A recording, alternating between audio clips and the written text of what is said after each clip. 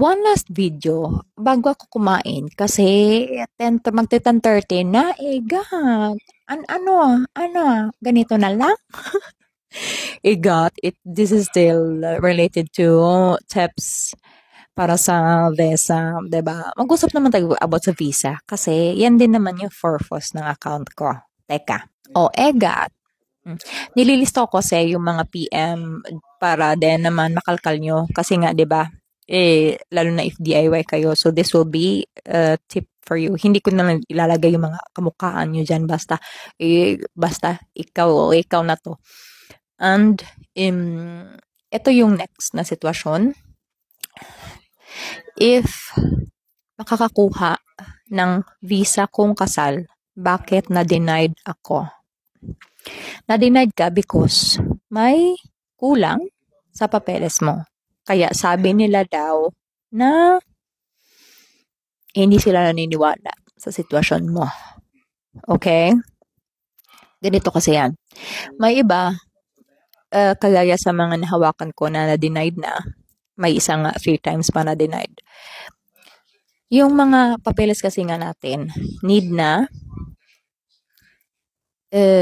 convincing sila.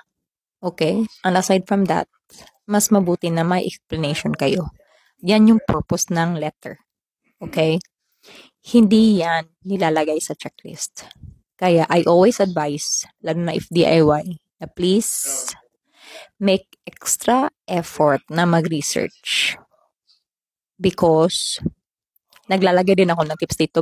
You're welcome to do DIY. Hindi kasi lahat andyan sa checklist. And nasa sa atin yan. If ano yung ipapasa natin. Basta, kailangan na ipasa din natin. Because it will be really, really helpful.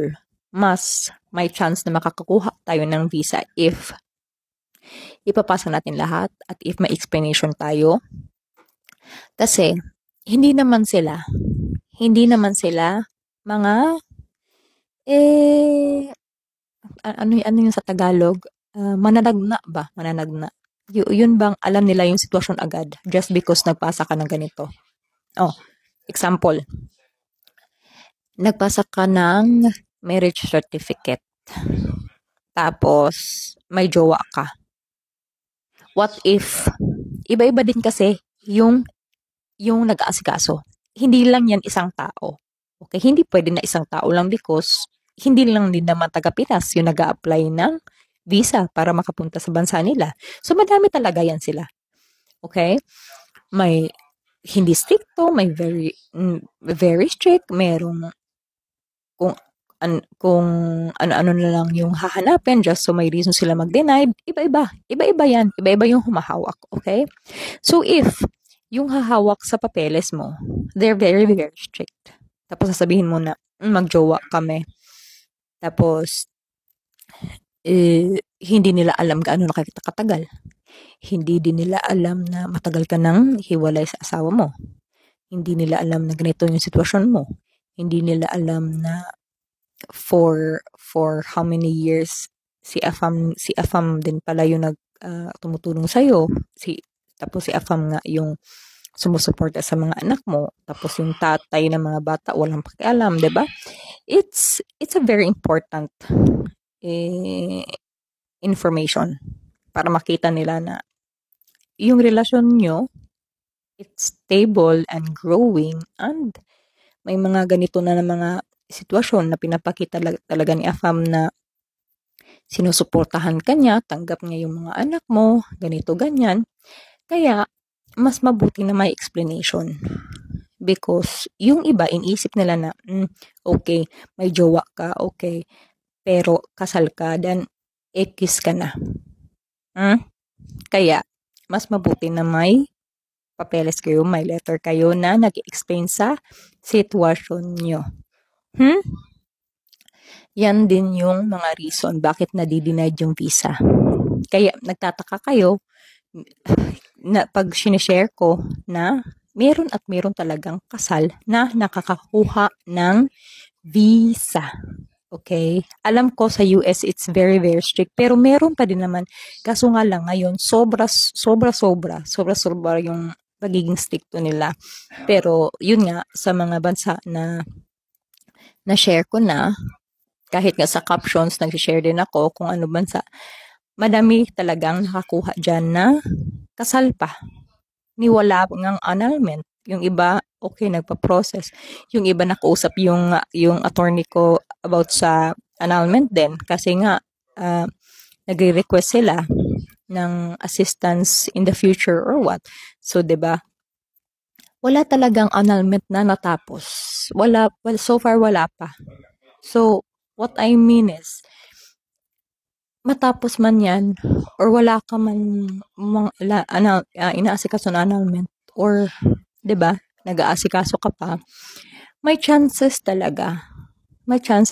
Sipagan yung magsulat ng letter, sipagan yung mag-explain, take chances. Hindi mo talaga yan masasabi unless itatry mo. You will keep thinking na, what if, nakakapagod, what if, tapos may minsan pa, what if, darating yung time na mapapagod si Afam magantay. Ganun ba? Yun bang si Afam lagi pumunta sa Pinas, pumupunta sa Pinas, tapos mga 2 weeks lang siya pwede dyan, or 1 week lang siya pwede dyan, pero di ba nag-i-effort pa din siya. Different kasi, if tayo yung makakabisita sa kanila, mostly talaga, mas madaming days yung makukuha natin. Okay? May iba din na kahit nagre-request ng 90 days, yung binibigay lang kayo is 1 month, or may iba nagre-request ng 1 month, binibigay is more than that. So, depende din yan sa humahawak talaga. So, please be patient. You really need patience. You really need effort. You really need time para mag-research about dito. Kasi, hindi siya madali. Okay? Nag-affirm ka. Diba? Affirm pa more. Kasalanan mo din yan. Bakit kasi nag-affirm ka? Have a good day, guys. And happy weekend. Hi! Kain na ako. Ha? Next time ulit.